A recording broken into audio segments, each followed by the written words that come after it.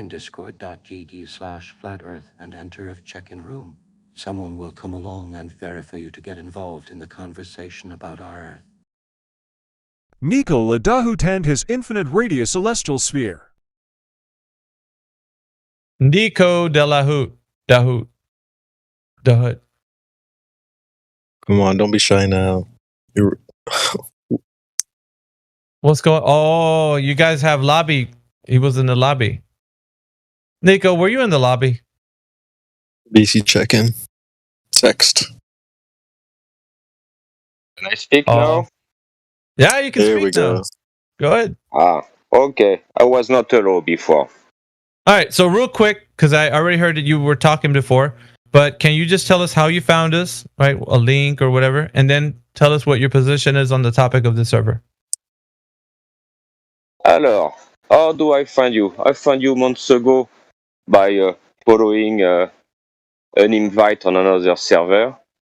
I come here, I come to discuss, telling I'm a globber, presenting the fact I present, and I get sent to cock this here, so I left. All right, so I gave you the globe earth role, so there you go. And Nico, so what evidence can you present that the earth is a globe, Nico? What evidence? Observation of a ship, building, island disappearing behind the curve. I can give you celestial navigation, or it's done with a globe. I can do it traditionally Cartesian type, mathematically explain. Well, pick one. I would say pick one, Nico, and let's just talk about that one first, because you got a bunch of them coming out. Just pick one and let's talk about that one. How about that? You can choose any one you want. Celestial navigation. All right, that sounds like Chris's wheelhouse. Chris, you want to come in here?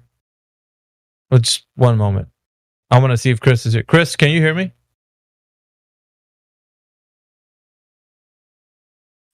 I'm gonna keep calling him Jedi. I know, me too. I don't know why did you take Jedi off, bro? All right, well, you're always cool to me. You can continue. Go ahead and present your evidence, and you can talk about it a little bit, and then we'll. So we'll start by the basic of celestial navigation: the celestial sphere. The celestial sphere is a sphere all around us, and the main particularity of this sphere is it has an infinite radius. It is not specified anywhere how far are the stars. And that is not a problem for the globe, because it just means that the star angle with Earth is the same all over Earth. And that was the main point that allow globe to make celestial navigation. So, I'm curious, how do you deal with this definition of the celestial sphere to having an infinite radius? So that means the star distance from anywhere on Earth is not known. How can that make the celestial navigation work on flat Earth? All right, so I'll take the panel. I'm gonna leave you guys. Whoever wants to go first, and anything he just said, and see if Nico. Oh man, I want. Please. I don't. Everyone wants in. I think everybody wants in, but Kiwi, I'll let you go. I don't know, flying between you and him. You guys decide who's gonna go first between you and flying high. Like I don't.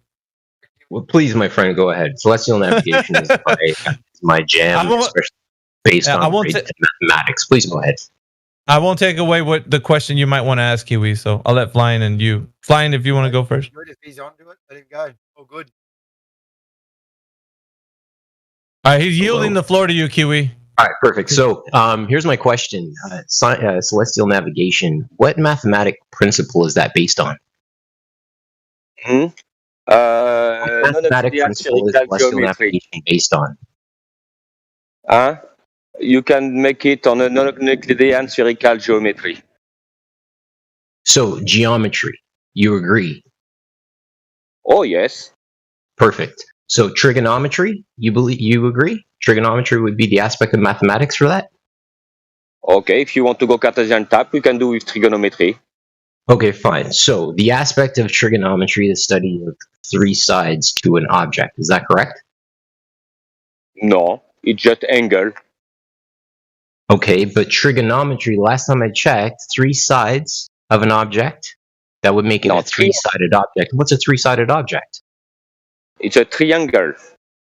Three angles, perfect. So those three angles have to add up to what in order for it to be a three-sided three-sided object? On a flat plane, it will be 180 degrees. Well, we haven't even brought in the aspect of the flat plane as of yet. I'm just trying to understand that if we're dealing with a three-sided object, you get three angles. Those angles would add up to what? Yeah, 180 degrees on a flat plane. Perfect. So again, my question to you is, if it's a tangential relationship, how can the celestial body be based on a sphere when you're dealing with a flat baseline? We don't deal with flat baseline at all. You deal with the... How does celestial navigation work without the study of three sides? How do you introduce a spherical object into a trigonometry based calculation? Because you will get only one angle out of your reading. You don't get any distance. Only after, when you apply it to a circle, you will have this angle that you will need to apply to get the distance from the GP. So this is the idea of spherical excess, then? No. Well, again, if we're trying to observe a celestial body and we're using angles to calculate it, using like a sextant to observe the horizon, figure out your angles. Again, my question to you is, how do you introduce a sphere in using celestial navigation to observe these things and make these calculations? These are questions to you again. Okay. So you will measure an angle from the horizon to the star. That is using just an angle. No. But how do you measure that angle? That's my question. With a sextant. Okay. A sextant has different mirror, well placed, that you will be able to misalign these two mirrors to have in one half of the mirror you will have the horizon, and the other half you will have the star. And by moving the limb of the sextant, you will be able to get them aligned and read an angle. Can you define what an angle is? Can you define what an angle is? An angle is defined by two lines. So one line is a two point. Two line you need a minimum 3 points. So you'd have 3 points. The point on the horizon, the observer, and the star. Here is your angle. So are they straight lines or are they curved? Huh? Okay. Well, you can't laugh at that, though, my friend, because this is a question. Again, because you on a globe model, you have to bring in a curve in order to start observing these things. And with trigonometry, we need three straight lines to create these angles. No, you don't need to have a curve to measure an angle. You just need 3 points to measure an angle. Right. And those connections, what you're measuring, are straight segments. That's what's defined in a three-sided object. Straight lines. Yes. So again, how do you introduce a curve into that observation? Because the curve would throw off your angles. Yeah, the curve is used with the deep correction. So you can check like with the 176 root of h. Yeah, just real quick. Hang on, Nico, 1 second. Nico, 1 second before you continue. I just wanted to add a point before King's Clown Kiwi. Before you forget, I do want to play a clip of just when you came in here, Nico, just to remind everybody where we're at with this. Okay, it's only like 23 seconds, so just allow the clip to play. You can talk about it a little bit, and then we'll. So we'll start by the basic of celestial navigation, the celestial sphere.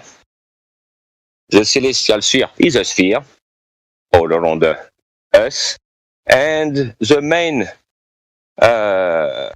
particularity of this sphere is it has an infinite radius.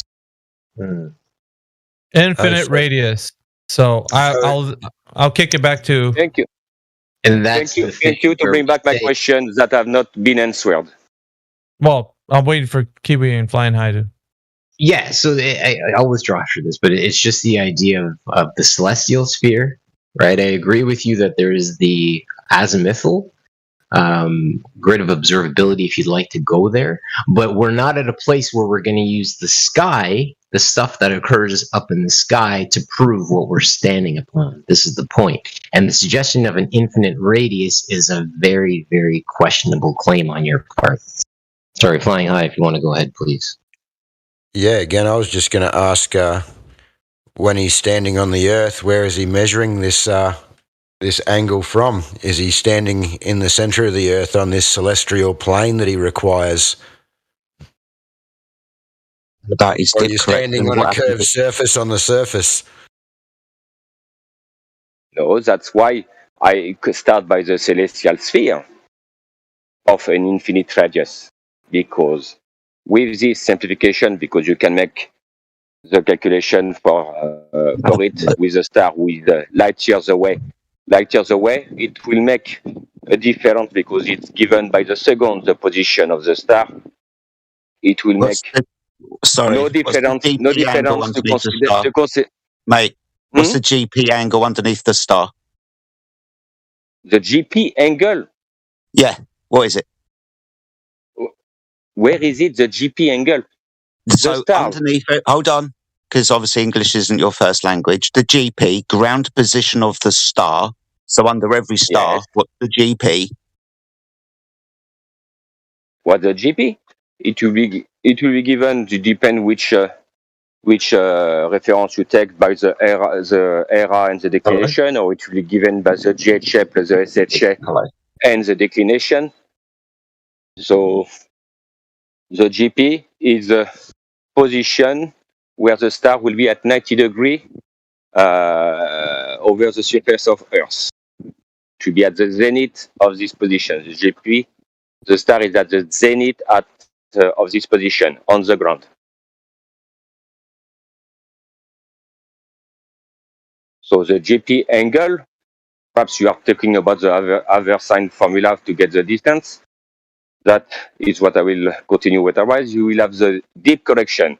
Applying the deep correction with function to the 8, and it's based on a curve, on a sphere. You will be able to have where is your astronomical horizon. After that, you will apply the refraction correction and some small stuff like that, and you will get your altitude. And from this altitude, you will remove it from 90 degrees, and you will have your co-altitude. And the co-altitude angle is equal to the angle there is between the observer, the center of Earth, and the GP.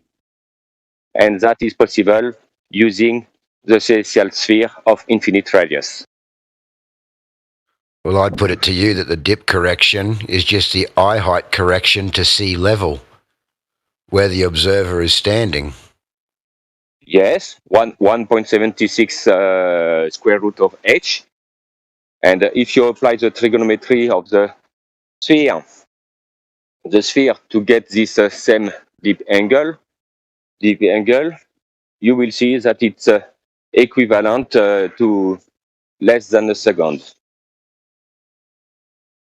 It's derivated. You can find easily on Google how this 1.76 root of h is derivated from the sphere for the deep correction. Well, I think the point of this is that seeing the stars that we see do not prove whether the Earth is a globe or not, but measuring elevation angles from sea level would definitely be evidence of a flat plane. No, because we don't measure it from sea level. We measure it from 8 above sea level to the horizon. And then we do eye correction to sea level. No, you make eye correction to get your astronomical horizon at the 8 of the observer.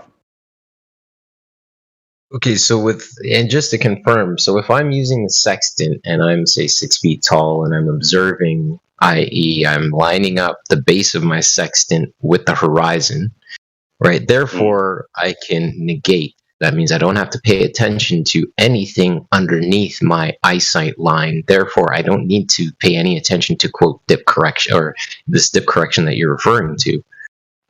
Because again, I'm observing the horizon line. Hold on a second here. Well, I'm observing the horizon line, and the horizon is defined as where the floor meets the ceiling. That's the extent of where I can see to. So if I'm measuring to that point, there's no dip correction that I have to use. Now, if I'm viewing the horizon from an elevated plane, let's say from the mast of a ship, the way that they would have observed it using navigation of these waters back in the day, that would require a bubble sextant, which is where this height would be accounted for.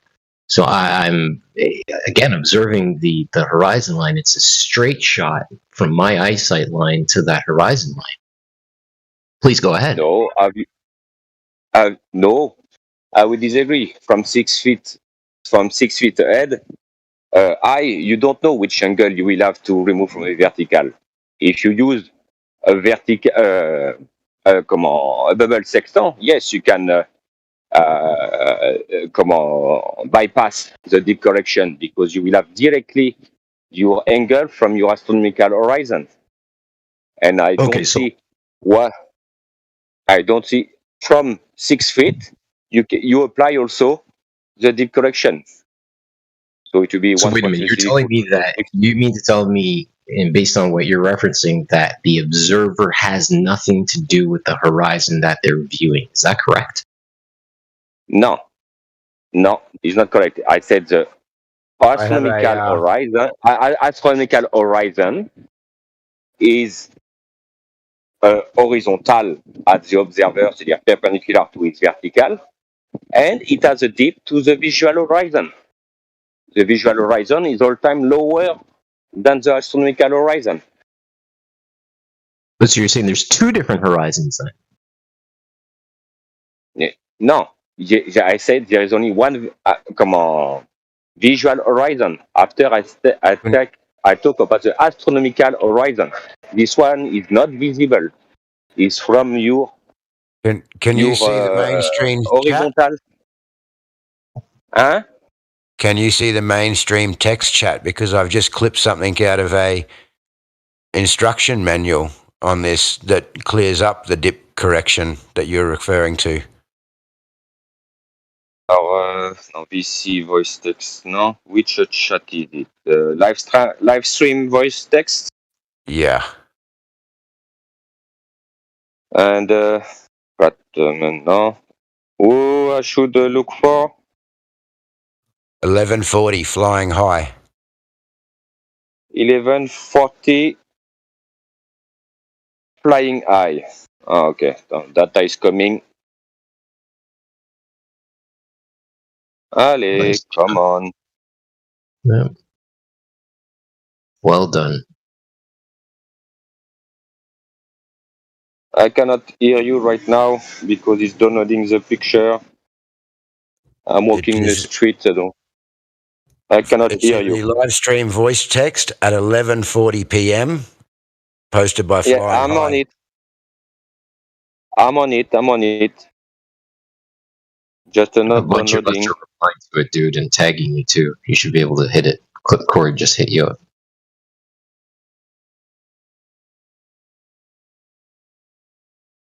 It's an important point for you to understand. Yes. Oh yes, this one from WikiHow.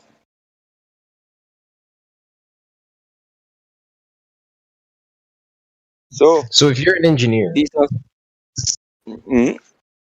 you say you're an engineer, right? And we're posting these tools showing you how they're used. What type of an engineer are you, my friend? I'm a ship engineer. I'm building ship. Ship engineer? Yes. What's the size? What's the biggest size of a level that you've used? The biggest size of a level on a ship that you've used? Yes, that's correct. We use a level when we are in dry dock, and the biggest one will be 3 meters. Okay, so quite sizable level then. So you're familiar with it. So you agree that if you want to measure something that you're working with, you have to sit a measuring device on that thing that you're measuring versus looking up in the sky and presupposing that that thing that you're measuring is level. Does that make sense? Yes, okay. I will go with it. Well, no, I mean it's a valid point. You're an engineer. That means I can appeal to your intelligence, right, about the things that you use in your everyday life to measure things. So you agree that if you're measuring something, you should be touching it. Is that correct? No. Bro. We are using also theodolite and stuff like that, and the target is pretty far away. My arms is No, not 150 meters you're long. not going to obfuscate away from what I just asked you directly. Now, again, you work on a ship. You just admitted to using a 3-meter size level, which is pretty substantial. It's 9.84 feet. Now, again, the question being, you agree, yes or no, that if you're going to measure something, you should be touching it? No, I disagree. Okay, I'll withdraw at that point. Thanks, boys. Yeah. With a sextant, with the right, with auto level, you are not touching the object. Well, again, my friend, I'm sorry to be so, specific, but as an example, back in the day when I was measuring buildings, I would have to literally be touching the building. I wouldn't dare take a laser and just point at the two corners of the building and say, yeah, they're 150 feet in length. I would take a tape measure to it or a site measure, survey measuring tape to it and measure the building, i.e. touch it, right? So when you talk about working on a ship and you said that you've used a 3-meter length level, that to me tells me that if you say wanted to measure the ship's deck or the counter, let's say, that's sitting on the ship, you would put a level on top of it, and oh hey, the two mediums within that level would show you level, right? So I have a hard time understanding that you're going to point up at celestial bodies to say, hey, the surface that we're working upon is flat, when you can actually take an opportunity to view all the different structures that are built upon this realm, realizing that they all observe level, which speaks to your intellectual honesty because you're an engineer. So that's why I'm trying to just figure out what aspect of it that you want to appeal to. Yes, and your question was, do you need to touch the things to measure? To measure? Did you measure? Come on, didn't you need to touch to measure? No, you don't have to touch. You will take a laser thermometer, you will measure the temperature, you will not be touching the piece. And luckily for you, because it's quite hot. Okay. Thank you for your time, my friend. If anybody else wants Hey, you don't have to be touching to measure. Quick question. How would our friend measure the Earth? Oh? Yeah, how would you measure the terrestrial, not the celestial up above? How would you measure the terrestrial on the Earth? How would you measure the Earth? Oh, will I measure the Earth? Or perhaps I will go easy and Eratosthenes style. Say it again. I'm sorry. I think our language or our accent is getting in the way. Oh, I know, my accent is very sharp. So I will go easy and I will go Eratosthenes style. Would you ever try to prove 8 inches per mile squared of the ball or sphere of 3959 miles? Would you ever try to go prove that you have an 8 inches per mile squared drop of any distance? Would you go do that? I already did it. That with when did you do it? When did you do it? No.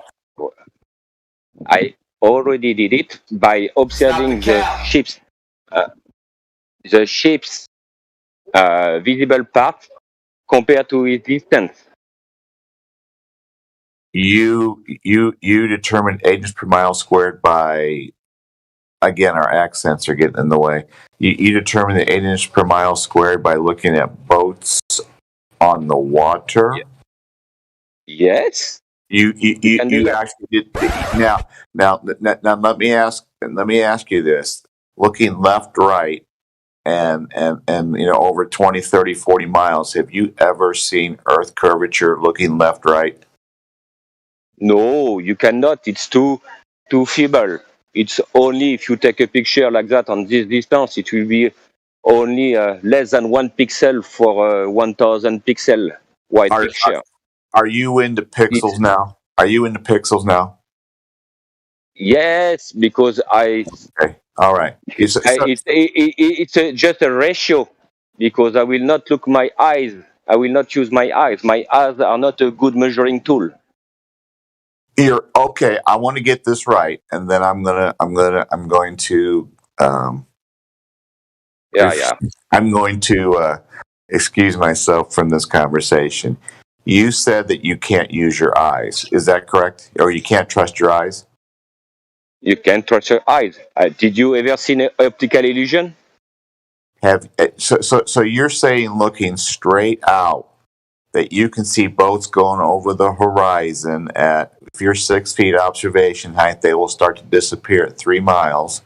And that there is nothing else that can be going on as far as atmospheric conditions above the water.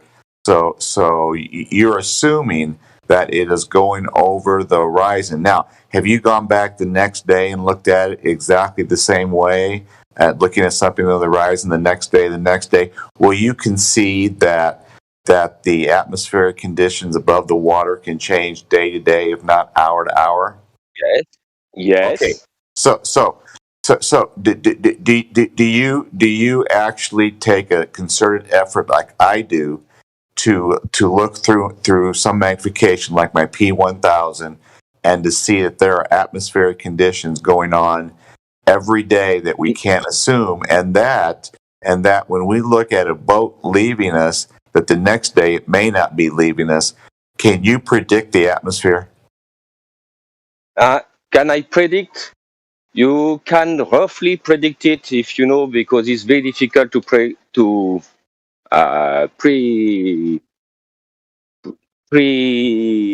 no man, what is the name in English? You to can foresee predict. to foresee what will be the reflection if you don't know what the weather will be the next day. Okay, well, last question, and then I'll leave, or I'll stop. You can predict atmospheric conditions from day to day. Is that correct? You can measure it on the instant. Okay, then I'm done, guys. Thank you. You answered my question. Thank you.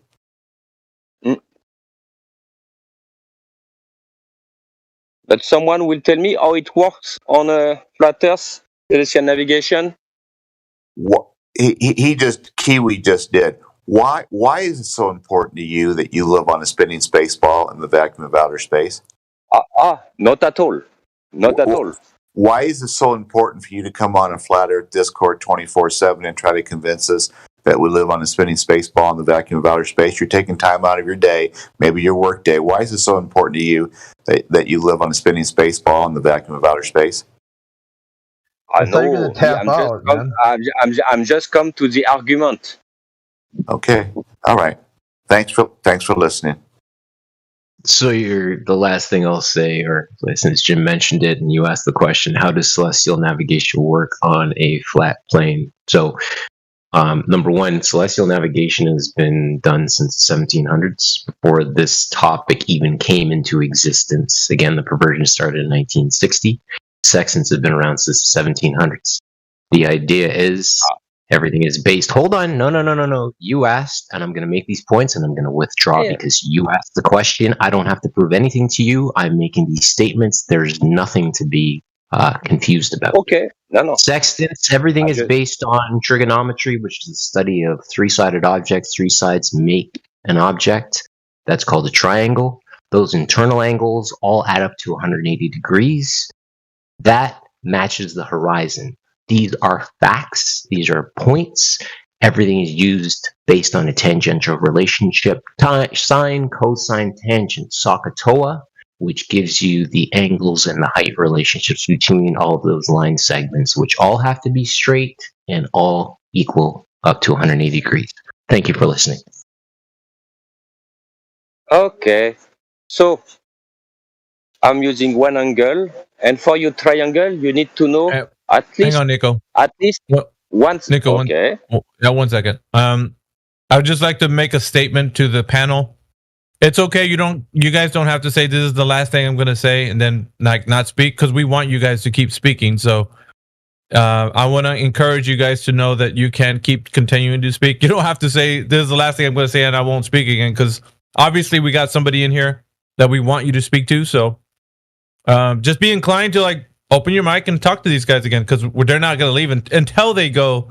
That's it. But yeah, don't say this will be the last thing, because we want you guys to continue to speak to these guys. You guys that are new to the server, anyway. I'm just saying that so you guys can know. Please talk to him some more. Thanks, Mayhem. Yeah, I don't want you guys to stop talking to him, because he doesn't know. Nico is coming from the camp of the anti-flat Earth movement, which is, against what we're doing.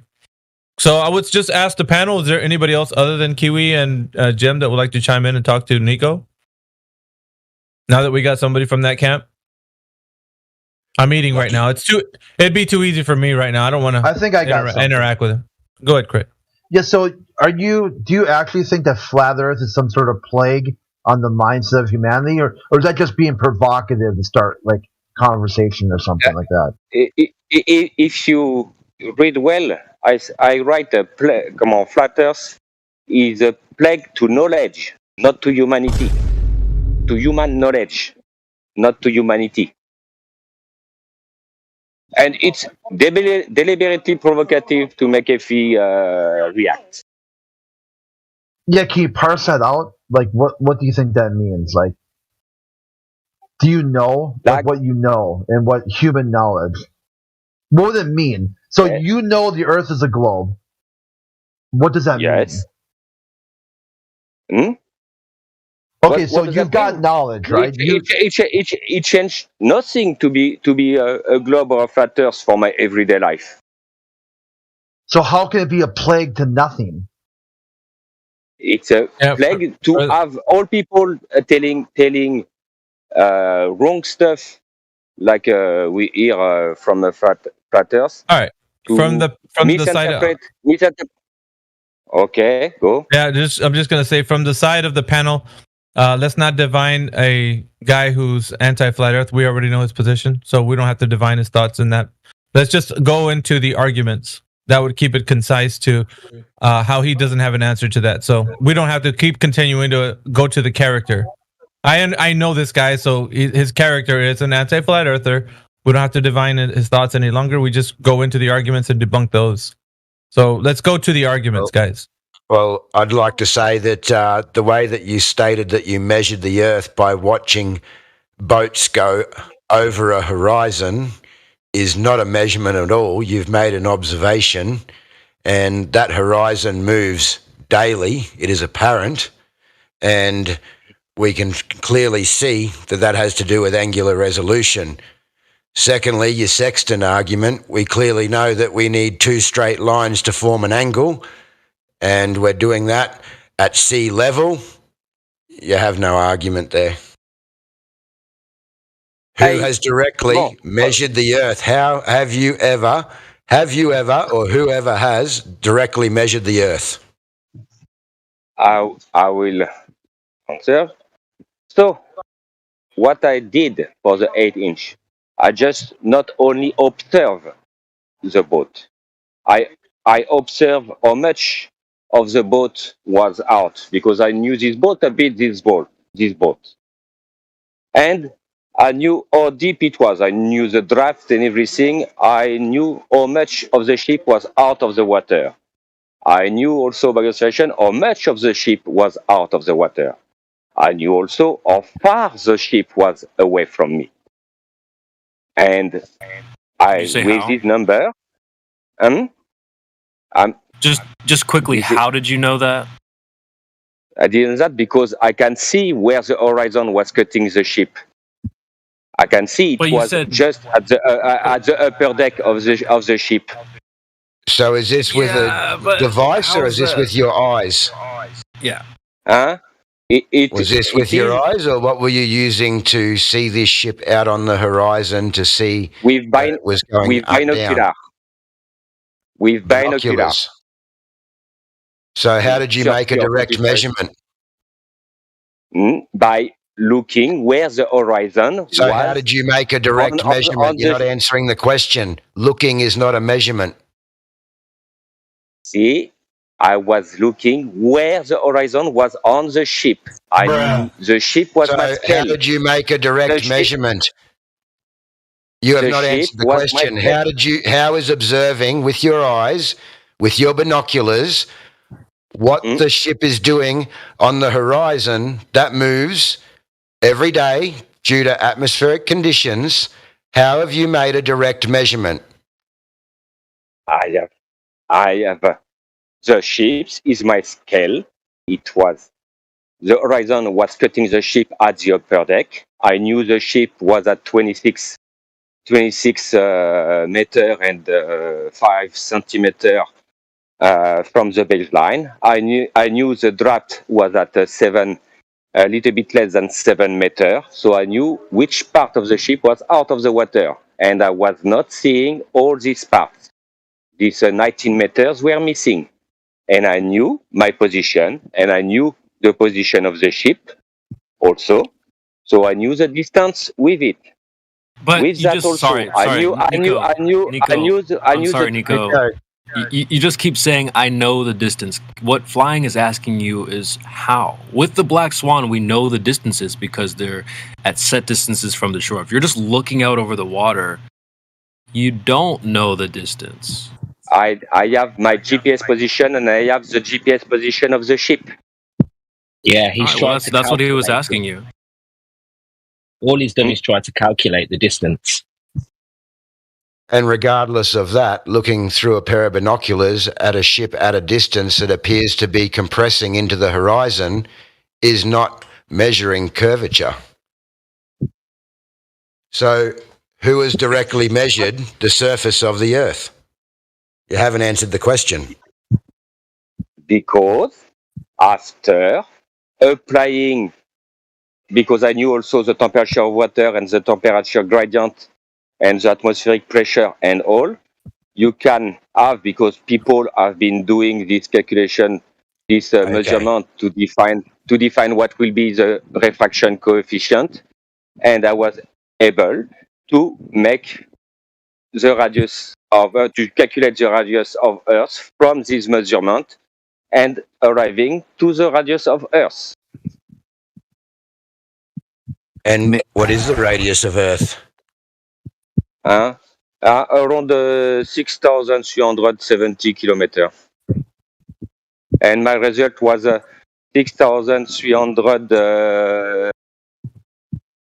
410 kilometers.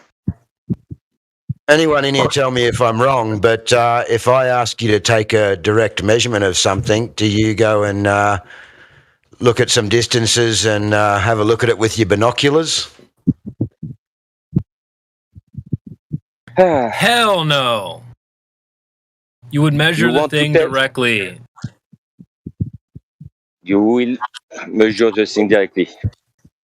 And that was my point when asking him earlier. Do you touch the thing that you're measuring? He stated that you just not touch it. But again, hard surfaces, not mediums that we're measuring. We need to check these things. So based on your dimension, then, 6,000 kilometers, my friend, the question being, what is the expected drop over distance then, if we're dealing with a sphere on our feet? What is the expected drop over distance if we're dealing with a sphere at our feet? At a sphere. So the drop from below your feet. Below your feet, you will be looking at 8 inches per square mile to around 1,000 kilometer distance. It's 1,000 kilometers, 700 miles. Okay, here's the thing. I need you to cut straight to the brass tacks. I need you to cut finish my answer? Well, no, Can I because you finish my presented the answer? dimension, and I'd like you to know, for the audience's perspective, if I'm standing in one spot and then I travel, let's say, 100 miles, 130, I think, kilometers, something like that, what would be the expected DOD, drop over that distance traveled, if I'm dealing with sphere at my feet? So you will have at your feet. So you mean looking your eyes in the ground, half in the ground. You don't take into consideration the height of the observer. No, I take into account I'm standing in one spot as the observer. Now, that same observer is going to go travel 100 miles, get in a car, whatever. Now, when he moves, there's going to be a drop over that distance that he travels. Because again, you're stating that we're dealing with a round surface. So you presented the mathematics, and I'm asking you specifically, what is the expected drop over distance? Because I can tell you what it is. I want to know if you know what it is. So first, you will have to calculate how far is the horizon from you. So you will get it from the height of your observer. So you can reverse the 8 inch per square mile to get that, to get an approximation of it. And you remove this distance horizon to the distance of your target. And you apply also again the 8 inch per square mile, the normal way, to get what will be the hidden distance. What is the drop over distance over 100 miles on your 3959 mile fairy tale?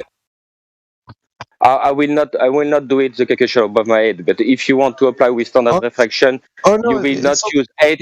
You will not use 8 inch per square mile, but you will use around 6.7 inch per square mile. So what? Can I just cut straight? Hold on a second, Jim. If I can just cut straight to it to show you the fact that this doesn't seem to show up. It's 100 miles that we travel on that sample size, and based on 100-mile travel distance, there would be a 1.25 mile drop over distance.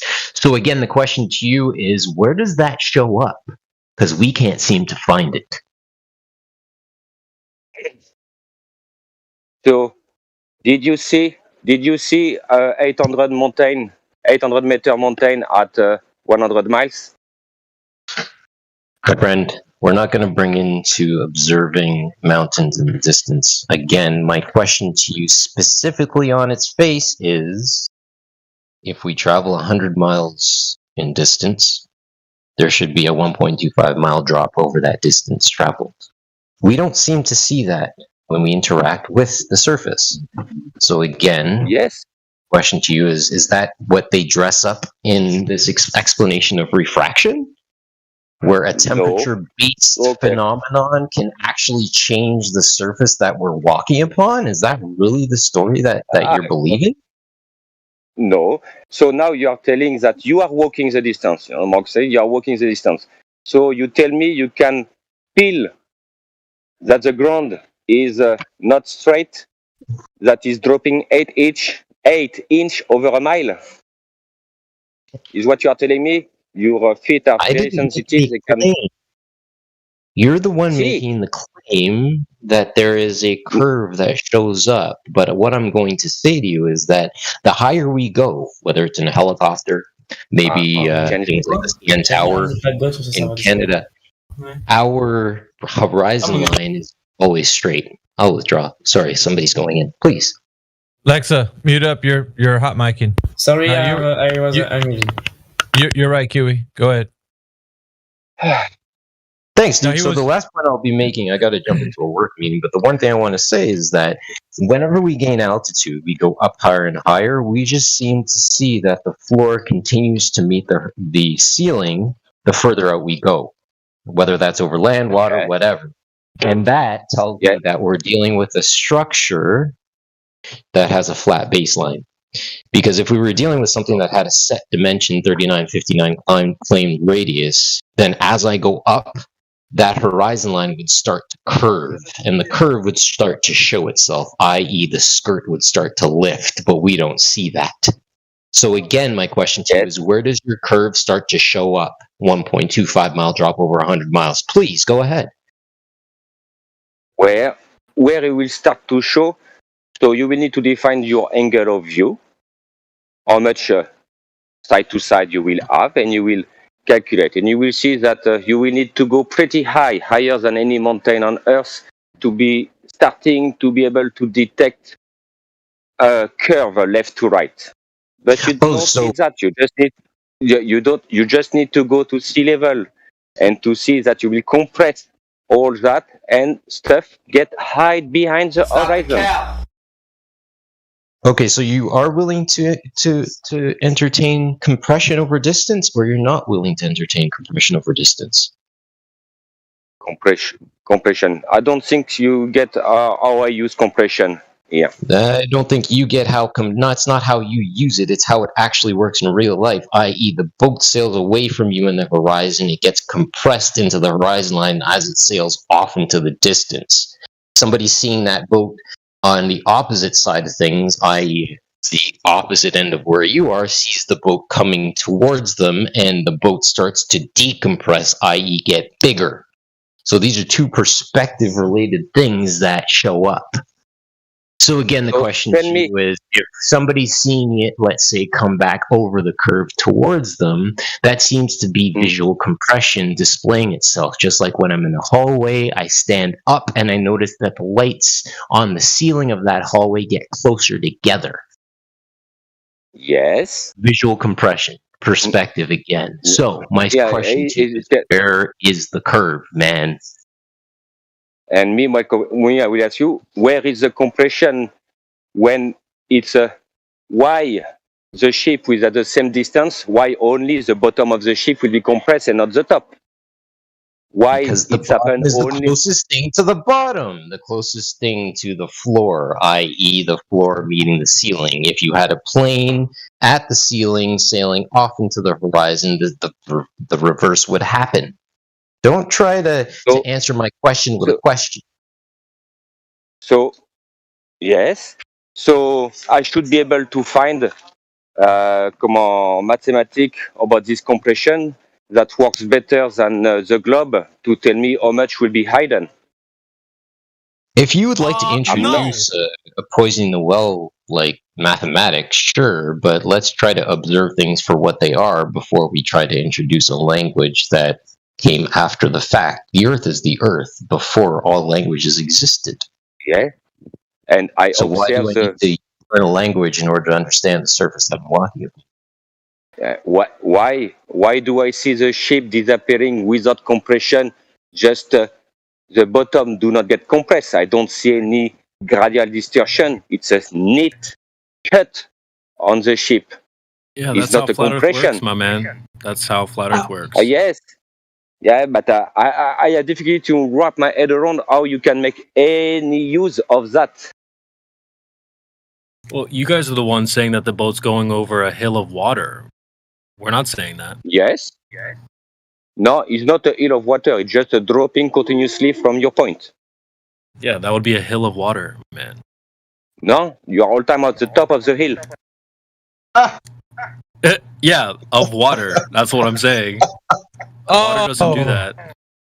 Nico, Anyway, why did you say that, bro? Because why did you say that? Tell me, you are not from your point on your vertical. You are not at the highest point on the sphere. Are you on top of the hill of? Are you on top of the hill of water, Nico? No, I'm not. I'm on the ground right now. I'm not on the ship. No, when you're on a ship, bro. When you're on a ship, are you on top of the hill of water? Huh? You are on top of water. Yes, you are on top of the hill.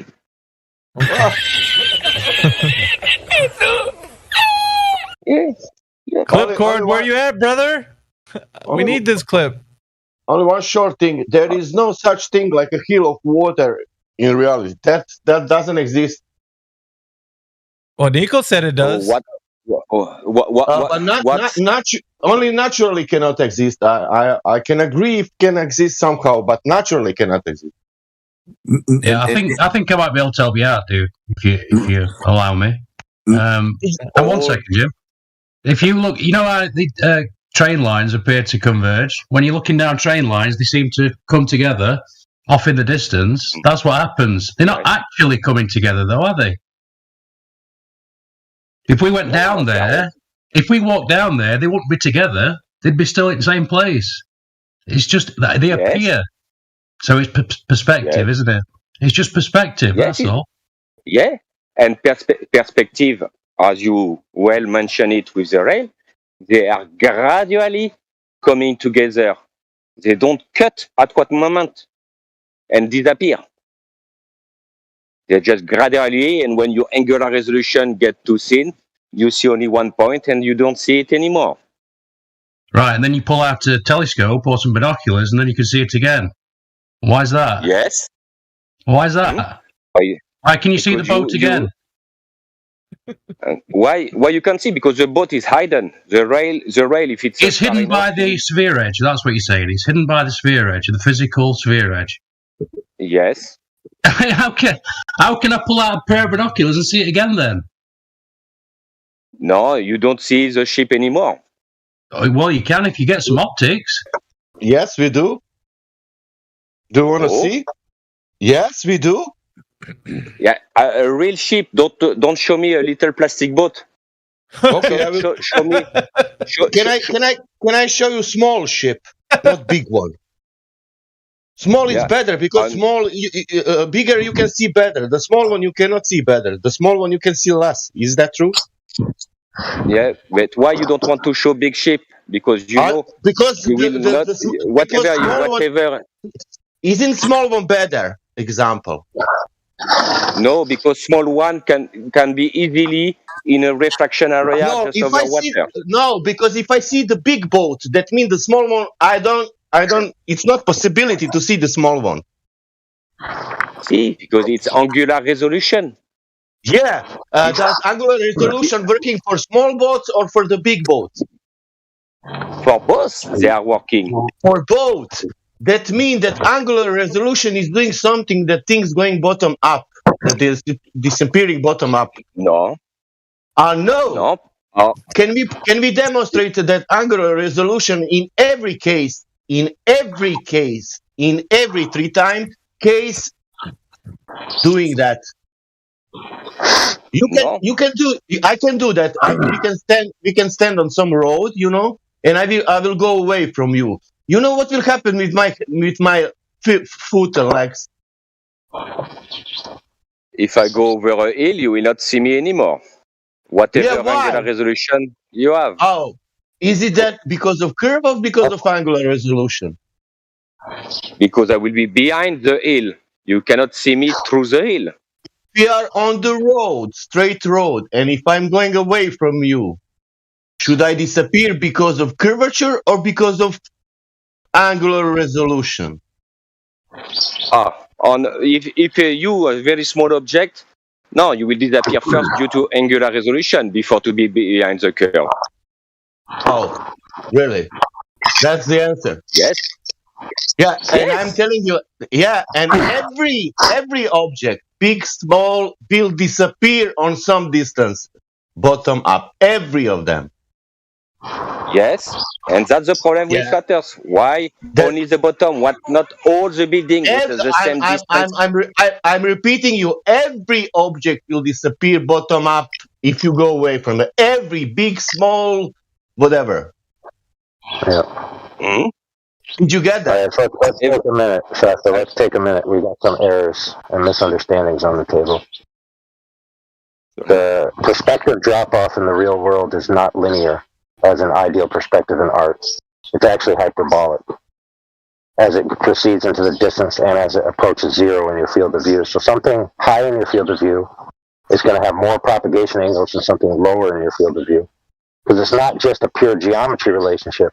You have the angular size of the object at that distance, and you have the place in which it is in your field of view, and the difference between the reception angles and the propagation angles, and how that interferes with each other as it approaches zero. Now, if you want to know more in depth about this, you can go watch free lectures from MIT, Massachusetts Institute of Technology, world-renowned university. You can watch lectures from their professors. I'm speaking, not you. Thank you. You can watch and learn about it. Okay, great, dude. I don't need you to say yeah in the middle of my sentence. Thanks. Yeah. Bon. Dude, I will wait. Send the link. Send the link. Send the link to your to the text message to the MIT. Anyway, the point is, it's well established in the physics of optics that as you approach 0 degrees, not a linear relationship. Dude, don't be saying yes every 5 seconds. It's fucking annoying. For goodness sakes, restrain yourself. Show some composure. Dude, you can't even stop for 1 second, bro. Just shut your mouth for like 5 seconds. How about that? Interrupt me, Mr. Beta Male. Hold on. Okay, so now that we know that, okay, anything that recedes towards 0%, or sorry, 0 degrees in your field of view and goes away at distance, the bottom portion of it is going to have an increased loss over distance in the available resolution. So the bottom will be less resolvable than the top.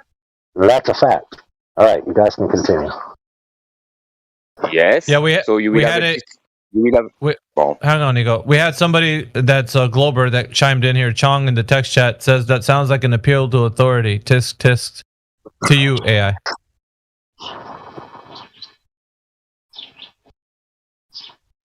How about using him as a hostile witness? Oh no, I didn't say because they said it, it's true. I said you can go there to learn about it. Therefore, it's not a fallacy. Yeah. If I say Walter Lewin says this, and therefore because he said it and he's an authority, it's true. That's a fallacy. But if I say he has lectures where you can learn about it and he will explain it and then you'll know about it, that's not. I'm not using that as the conclusion of my argument. So whoever chimed in is wrong. That was Chong. Oh, yeah, but okay. Look, I don't even need. Look, check this out, friends. I don't even need a professor. It's obvious. You know triangles. You know the law of triangles. You know the amount of space that can fit in a certain amount of area is limited. So you can't fit everything into a small space. That's obvious. And the same goes for light. You can't fit all light into a small space. So the smaller available space you have in the differentiation between the propagation angles and the reception angles and your available angular resolution compared to your sensor, that should be enough to know that you're going to lose information as the angle approaches 0. If I need to send you to MIT for this, for you to figure it out, then you really need to retire from this argument and just sit back and listen instead of chiming in about this fallacy or that fallacy. All right, so we got the panel right now. I just want to get everybody acclimated with where we're at. So far in this chat, we have 3 Globers in the chat, or anti-flat earthers, and however you want to look at that. We got on the anti-flat earth side, Nico Dahut. He's the one currently speaking right now. Yeah, thank you. We also have Chong, who's in here, but he hasn't spoken up yet. He was recently in cognitive dissonance. I just got him out. So he's out of cognitive dissonance, and after a while, possibly he's going to chime in. And we also have Kosho, who's in the panel right now, who's of the Globert side. So we do have 3 people here that are proponents of the globe. After Nico has said what he said, maybe perhaps anybody else in here that wants to chime in. But currently, right now, I think Nico is on a point with the panel. So if the panel's responding to Nico, I guess finish that point up, and then maybe we can ask if somebody else wants to speak. Hey, so currently, Nico. Yeah. Go ahead. Hey, Nico. Thanks, Mayhem. Yeah. Nico, what makes a hill of water a hill of water? What is the science that makes it so? A word you don't like, gravity. Okay. That's one thing that Kosho and I might talk about on Saturday is gravity. So I'm not going to give Kosho my giveaway points on that one. Okay, Nico, is the horizon apparent or physical to you? Mm-hmm. Which one is it? Is it apparent or physical? You see the visual horizon. It's apparent. Okay. I want to get this right. You don't touch it. You don't touch it. Nico, you said you can see the physical horizon. It's apparent. Now, unfortunately, you can't have your cake and eat it too. You can't have cake and pie. You got to choose between cake and pie. Okay? Is the horizon apparent or is it physical? Everything is apparent with what you see. If you will have all time. Can I finish? Please. Well, it's an A or B. It's A or B, Nico. I know what you guys are trying to say. Well, it's physically there, and I'm also seeing it. I know you guys are trying to lump them into two. He's telling you it's either a physical location or it's an optical phenomenon. You have to pick one. It can't be both. Okay. So I will say that it's a physical one. You can have the object on the horizon, and you will know this distance. You know physically where it is. So I will say physical. So it's physical, but it can change every day according to atmospheric conditions above the water. Is that correct? Yes. Okay, so that makes it apparent it cannot be physical, because something physical you should be able to measure day to day, correct? Yes, and physically you can measure the refraction and know and verify that what you see is according to what the physics and the physical world tells you. We're not measuring physical refraction. You're supposed to be measuring the physical geometric Earth curve. Can you measure refraction, Nico? Can you actually measure refraction over water? Yes or no? You can measure refraction. You have it in also in sensor navigation. It will give you the formula to ponder your refraction due to the atmospheric condition. Do you measure 7/6R, or do you measure something else? 7/6R, yeah, more 119, not 116. Hold on a second. 116 is more for the standard refraction at 1,1000 millibar and 10 degrees Celsius air.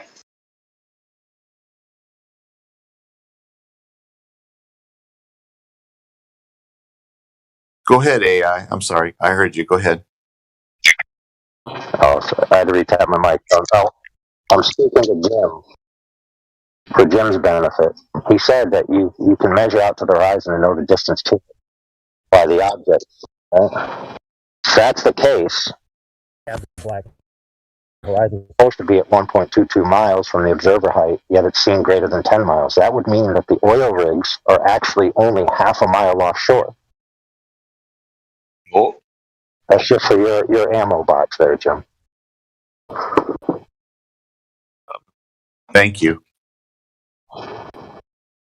MIT. See, the thing that gets me about globe earthers, whether anti-flat earthers, globers, or ballers, the thing that gets me is Nico still there? I think Nico left. Yeah, he was punching into his ATM, but he forgot his mic was open, so he left. Okay. Spartans! What is your profession?